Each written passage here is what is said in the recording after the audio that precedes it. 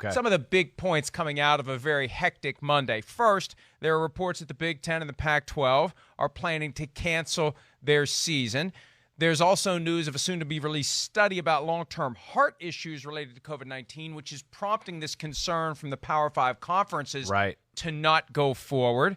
Reports that both the SEC and the ACC vow to play, and this vague suggestion that some of the Big Ten schools may join the SEC or the ACC for a season. I have a feeling that may violate the charter documents that brought them into the conference in the first place, but that's a different issue in a pandemic. Yep. Players and coaches are banging on the hashtag We Want to Play bandwagon, and now you've got politicians who are getting involved, including the commander-in-chief, who tweeted yesterday, play college football, and also retweeted the Trevor Lawrence list of demands, including the eventual development of a College Football Players Association, which we can only assume, although it may not be an accurate assumption, means that the president favors the organization of college football players for the purposes of securing more fair treatment, better rights, and ultimately compensation for their efforts. I mean, that's really the takeaway. That tweet from Trevor Lawrence and others is so perfect because it lures you in with "We want to play." It gets you to sign on until you read it. For some, they read it, they're like, oh, we're not so sure about any association or organization. I like when they have a voice, but that's to too much of a voice. Yeah. Whoa, step back there. Yeah, that was that's too loud of a voice. Your voice should only be this: we want to play. That's it. Nothing else. All right, here's the Stop it at "we want to play." Well, yeah, and this is one thing I do wonder here. Do Justin Fields, Trevor Lawrence realize what they did there? That I understand they want to play and they're united and all that. Do they realize though that they backed some sort of union type talk there? Or were they pawns in just a bigger play here, and they're just going, hey, we want to play. This sounds good. We're united. Yeah, we'll put this out there. Get us some safety rules. Was it intended to be that way, I guess is my question. Do we know the answer to that? We don't know. Yeah. But my guess would be that for the same reason that it's not immediately obvious when you read it, when you look at it, when you see it, that it is an unconditional, unequivocal statement of intent to play with some significant exceptions. Yes. I think the exceptions were lost on a lot of people, including some of the players who retweeted that statement. But all that matters, from the player's perspective, according to the powers that be, is that they want to play. And I've been trying to think of a good example. Here's an example I'm going to give you. And it just demonstrates how idiotic it is to just say, well, hey, the players want to play, let's play.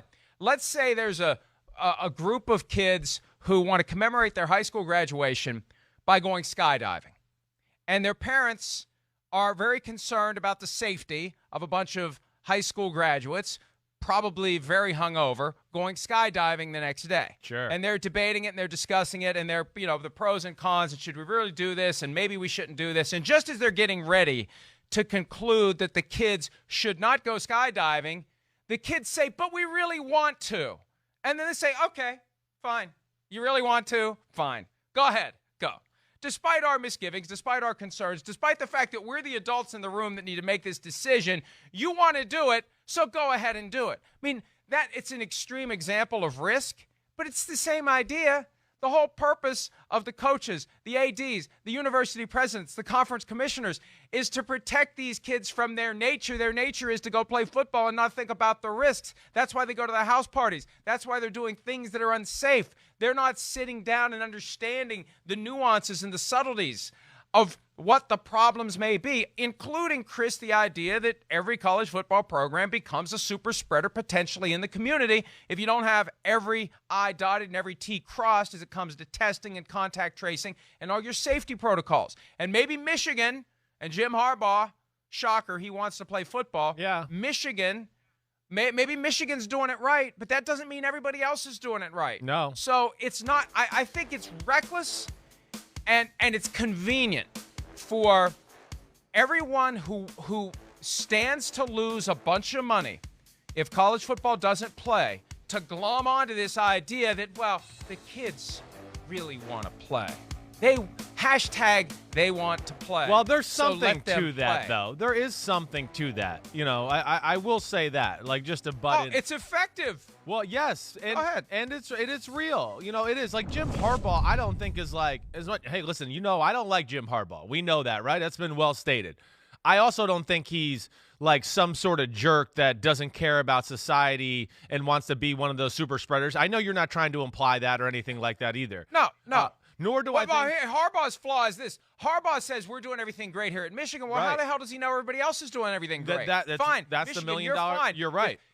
If Jim Harbaugh had been in charge, and maybe he should have been, of the national college football program on testing and contact tracing and responsible activity and all that stuff, if they had put him in charge of that, maybe we'd be fine right now. There was no one in charge of that. That's part of the problem. Well, you're right. There's no governing body. Whether we want a union, a governing body, something like that, we want somebody to take charge and do something here. Yeah, Michigan. I mean, there's a reason they're Michigan, and they're one of the best schools in the history of our country. Not only in football, but school-wise. It's it's an unbelievable university. A lot of smart people there. Jim Harbaugh, too, is a smart person. I do think he cares about his team, too. And I think the president of some of these schools care about their players, too. Yes, maybe they haven't drawn out the plan yet to protect these players and have something to go forward to where we can like latch onto and go, okay, that makes sense. That makes us feel better about it. That's what we're lacking here.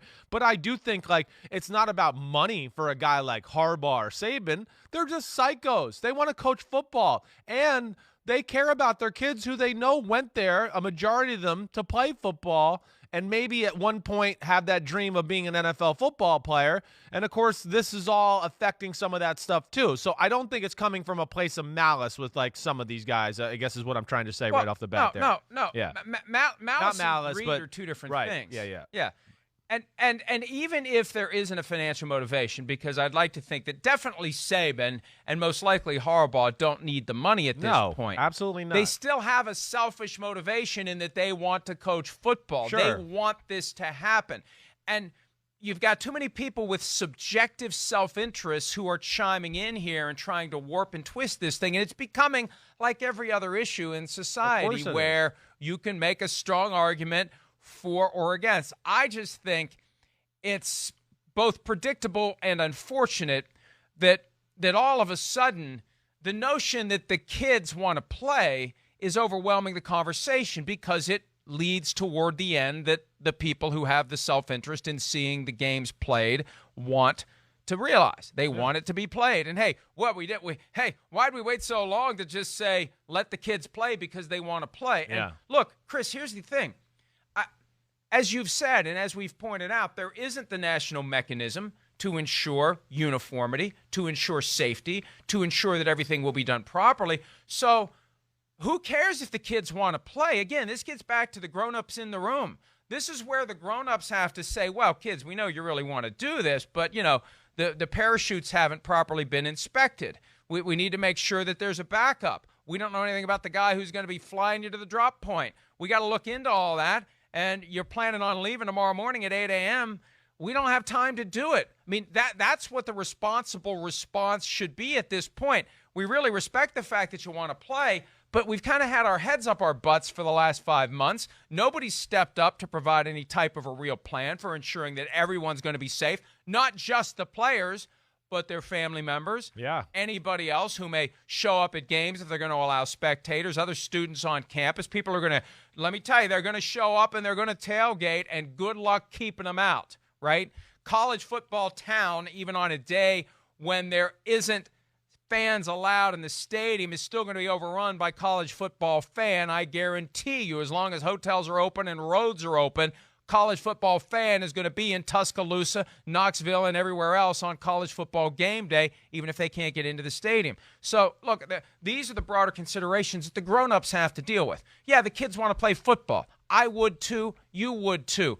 18, 19, 20 years old. What's the big deal? Let us go play. We've been putting the hay in the barn, and now you're going to burn the barn down. Okay, but grown-ups need to be doing things, and the problem is they haven't done them yet. Well, that's what I was going to say. So you're saying all these things, but they're not. The grown-ups are not on that side of the story. I mean, whether it's, the governor of Mississippi telling, the public to wear a mask because he wants to watch college football. I mean, that just tells you, first off, it is part of their culture down there in, SEC, ACC country, certainly.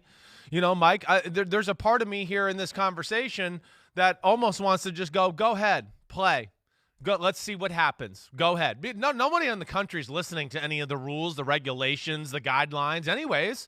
Well, I mean, so I don't like, okay, Clemson, you want to play football? You want to roll the dice on, maybe somebody a part of your organization dies, maybe a player does. You want to deal with those, financial ramifications if it starts being a super spreader in your community and people do sue you like you mentioned yesterday, which I'm sure is going to be a very real possibility if that happens. I'm at the point now where I'm sick of, I'm exhausted of talking about it all the time. And if these, but see, that's what they want us to I know be. they do. They want us to throw our hands in the air and say, "Go ahead and do it." Sure, that's what they want. Yeah, I get it. So I would hope that they have enough human decency to put some protocols in place here. If they really want to make it happen, then okay, go ahead, make it happen. Like you're going to take all the responsibility though, and the fallout if a disaster happens. And no. Well, we were just trying to do the right thing. Don't hold us responsible for our own negligence or recklessness. We're just trying to do the right thing. But Look, that's not going to hold up at some point. Oh, I mean, it's not going to. I know. And Chris, we made this point yesterday in PFTOT. If you haven't seen it, go and watch it. We're not going to go all the way down that rabbit hole now, but I'm convinced that there are real liability concerns here, that the legal system will be revolutionized by the processing of the COVID-19 cases that will be brought by people who say to businesses and organizations, you shouldn't have conducted that event. You shouldn't have been open. You shouldn't have done this. And the more resources the business or the organization have, the greater the chance that you're going to be targeted and the greater the chance that you're potentially going to spend a ton of money. And the two choices are this: the money that you lose from not playing college football this season versus the potential financial losses that could extend for years, if not decades, cleaning up the mess of pressing forward and creating that mini super spreader event that infects, sickens, and potentially kills multiple people in your community. You've got to deal with that risk on top of the risk of the money you're going to lose this year. So those are things that the schools need to resolve, but the momentum they don't is seem there, to care about right? that aspect of it. No. Yeah. We want what we want right now. They want their we'll money worry now. about tomorrow, they want their entertainment when tomorrow now. comes. Yes, right. It'll be someone else's problem. When the crap hits the fan, it'll be someone else's problem, not mine. I just want what I want right now. Kind of sums up our current American experience if you think about it. Yeah. Nick Saban chimed in yesterday, and he's become the highest profile coach to bang on this drum of, well, you know what? If we don't play football, they're not going to be any safer anyway. In fact, they may be at more risk if we don't have them in the structure of a college football environment, et cetera, et cetera. Again, this gets back to the idea of how responsible do you want to be for the possibility that you are going to be exposing these players, coaches, staff members, and others to COVID-19.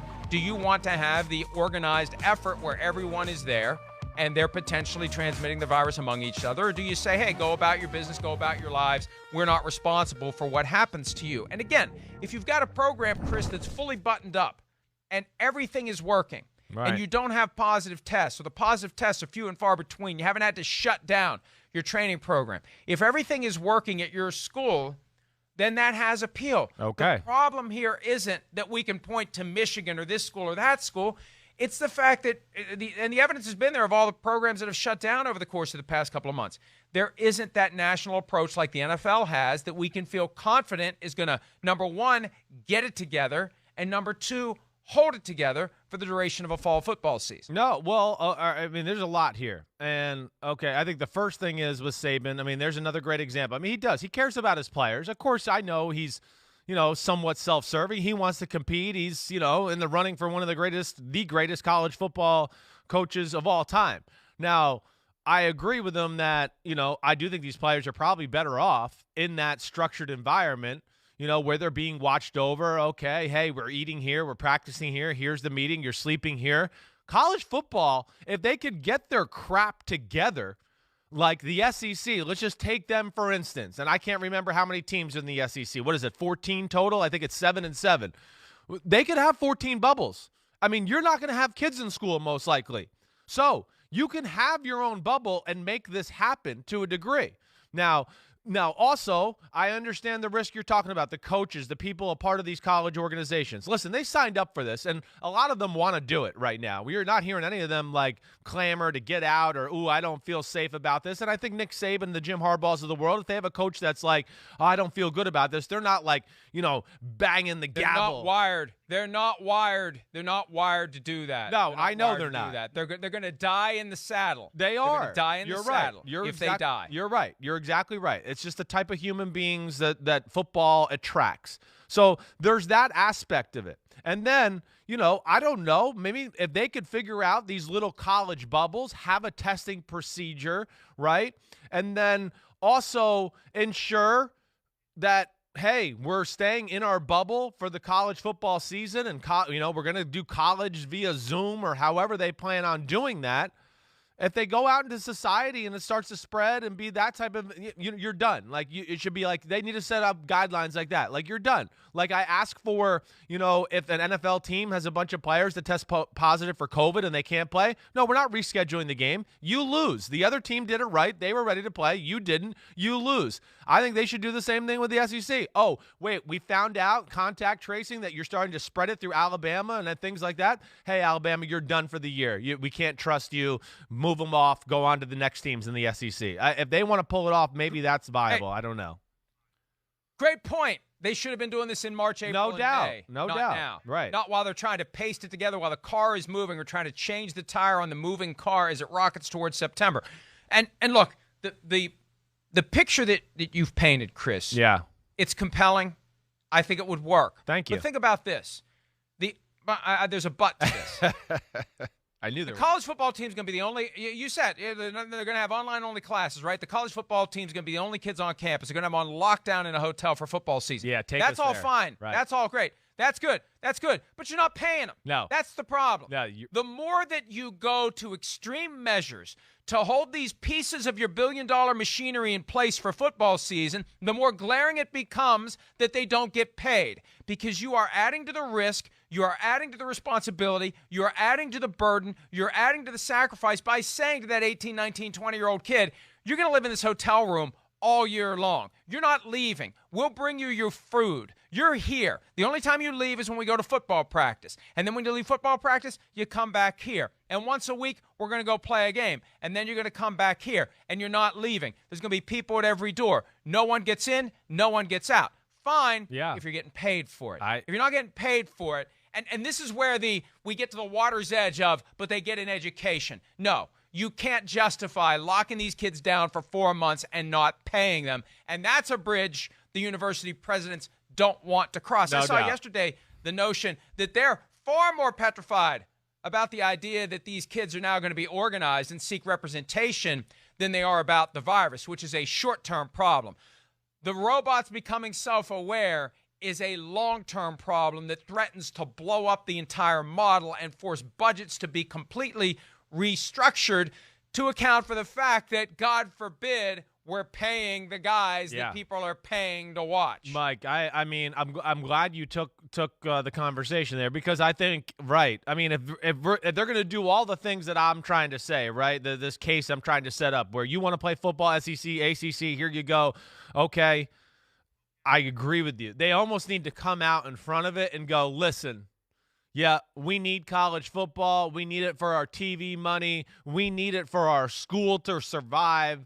And we're going to, up the ante with what we give college football players, especially this year during the COVID-19 risk and the thing they're doing there, and go forward trying to find a way to compensate them better. And, I don't know whether that is. I don't know if a union is really realistic. with, college kids who are leaving after 3 years, 4 years, all the time like that. But damn, can't we set up a governing body, something like that has to be, like, call the old Heisman guys, like Eddie George, Matt Leinart, Doug Flutie, get them onto some panel, and they'll figure out the best way to protect some of these college kids. Those are the kind of kids, kind of people that like college football, and those kids. It just, the problem is, it goes back to, what the hell has everybody in college football been doing for the last 6 months? Just twiddling their damn thumbs. I mean, I'm amazed that this is where we're at in this conversation in the middle of August. It's unbelievable. Well, two things, Chris. They were listening to and buying into talk that it will just one day magically it'll blow away. I don't know where I've heard that. It'll just disappear. We'll wake up one day and it'll be gone. And theoretically, that's true, maybe because we'll be gone. But either way, one day it eventually will be gone. But secondly, I think that they didn't want to start down that path, because the thing is, the more you put on the players, the more restrictions, the more restraints, the more structure, we get closer and closer to this moment of reckoning that college football has been fending off for the last 10 years or so, since people started to realize this probably isn't fair to the kids. And I think the people in charge recognized, you know what, eventually this is going to blow up on us, but until it does, let's grab all the money we can. Let's make as much money as we can. We don't have to pay the kids. Let's hold on to this as long as we can. And the last point is that, God, it was a good point too. And it just disappeared. Oh, it happens. Oh, here it is. I got it. You mentioned unionization. Yeah. Northwestern tried that several years ago. Right. It doesn't work. It doesn't fit within the laws created by Congress to allow for workers to unionize. So the answer is in the same federal legislative body that created the National Labor Relations Act and everything else that sets up the unionization of employees. The way to fix this is to get Congress to say enough, to get Congress to create a law that gives these players rights, that requires them to be paid. And the first step in that direction, we've seen the proliferation of the name, image, and likeness laws, allowing college football players to make some money off of who they are while they're still amateur athletes, just like Olympians can do. And I think the next step is, and again, the reckoning is coming, getting to the point where they get a piece of the revenue that they generate. And and this is the kind of moment that can accelerate that. Yeah, it can. And I think that's part of what they're trying to fend off, Chris. But look, wherever we are now, I feel like there is a determination by multiple conferences to get the season in, even as conferences like the Big Ten and the Pac-12 are seriously considering and by all accounts already intend to not go forward. And wouldn't it be weird if we have a fall season with the SEC and the ACC, yeah, and then a spring season with the Big Ten and the Pac-12. And I don't know what the Big 12 is going to do. I don't know.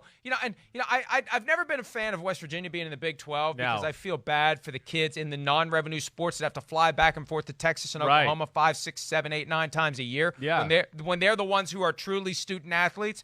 But the Big 12 seems to be kind of caught in the middle between the other four right now. Yeah. Well, I think what we're seeing here is, yes, a play to make some a way to play some football is what I'm trying to say.